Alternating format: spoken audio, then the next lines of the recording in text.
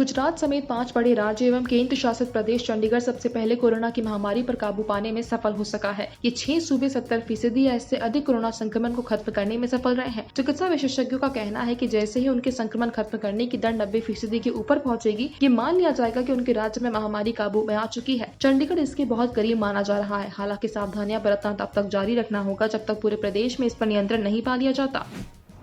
पाकिस्तान के प्रधानमंत्री इमरान खान द्वारा मदद की पेशकश का जवाब देते हुए भारत ने कहा कि उनका देश खुद ही भारी कर्ज में डूबा हुआ है, जो उनके सकल घरेलू उत्पाद यानी जीडीपी का 90% है। दरअसल वैश्विक महामारी कोरोना वायरस के साथ ही भयंकर कर्ज से जूझ रहे पाकिस्तान के पीएम इमरान खान ने भारत को मदद का प्रस्ताव दिया था। एक रिपोर्ट का हवाला देते हुए इमरान खान ने दावा किया था कि भारत में 64% ऐसे घर हैं जिन्हें अगर कोई मदद नहीं मिली तो वो एक हफ्ते से ज्यादा अपना गुजर बसर नहीं कर पाएंगे। उन्होंने पाकिस्तान ट्रिब्यून के खबर के लिंक को ट्वीट करते हुए कहा, इस रिपोर्ट के मुताबिक पूरे भारत में 34% ऐसे परिवार हैं जो बिना किसी मदद के 7 दिनों से ज्यादा नहीं चल सकते।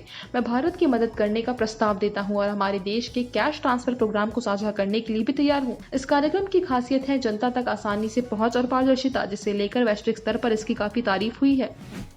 अनामिका शुक्ला फर्जीवाड़े केस में जांच का दायरा बढ़ता जा रहा है। अब 5 एजेंसियां इस मामले की जांच करेंगी। असली अनामिका के शैक्षणिक अभिलेख आखिर कैसे फर्जीवाड़ा करने वाले रैकेटियर के हत्थे चढ़ गए, इसकी पड़ताल करने में शासन की टीमें जुटी हुई हैं। एसटीएफ ने मंगलवार रात को ही गोंडा जिले में दस्तक दे दी थी। दूसरे दिन आईबी ने तथ्य जुटाए। वहीं विभागीय विजिलेंस व एसआईटी ने भी बीएसए डॉक्टर इंद्रजीत प्रजापति से गुरुवार को संपर्क साधा कि टीमें भी जिले में आकर प्रकरण की जाँच करेंगी और उनके तथ्य जुटाएंगी। इस तरह से इस प्रकरण में होने वाली जाँच की संख्या बढ़कर आधा दर्जन हो गई है। जाँच अफसर इस प्रकरण में गोंडा कनेक्शन की तलाश भी कर रहे हैं, जिस अनामिका शुक्ला के शैक्षिक अभिलेखों के अब तक एसटीएफ, आईबी, विजिलेंस, एसआईटी के अलावा नगर पुलिस प्रकरण की बारीकी से जांच करेगी। इसके अलावा विभागीय जांच भी बीएसए कराएगा।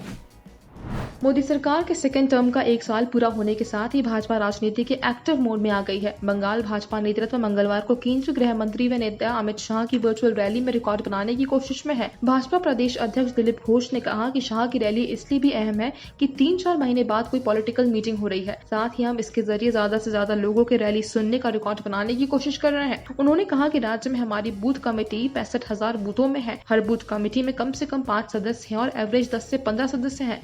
इस तरह 5 लाख से ज्यादा ये लोग ही सब परिवार अपने फोन से वर्चुअल रैली में शामिल होंगे। इसके अलावा कम से कम 25,000 व्हाट्सएप ग्रुप हैं जिनके जरिए संदेश पहुंचाया जा रहा है। राजधानी दिल्ली में कोरोना के कारण हालात बिगड़ रहे हैं। बुधवार की ही बात की जाए तो यहाँ एक दिन में कोरोना को लेकर अब तक की सबसे ज्यादा मौत का आंकड़ा दर्ज किया गया। जहाँ पहले 500 से 600 मरीज औसतन रोज बढ़ रहे थे, वहीं अभी आंकड़ा 1000 से कम नहीं हो रहा है। बुधवार को भी 1500 से ज्यादा संक्रमित मिले हैं। ऐसी आपात स्थिति में कोरोना को लेकर जहाँ दिल्ली सरकार की चिंताएं बढ़ती दिख रही है, वहीं अब इस बात पर भी चर्चा होनी शुरू हो गई है कि यहाँ एक बार फिर सख्त लॉकडाउन किया जा सकता है। हालात में सुधार नहीं हुआ तो यहाँ दिल्ली में एक बार फिर लॉकडाउन 6 देखने को जल्दी मिल सकता है।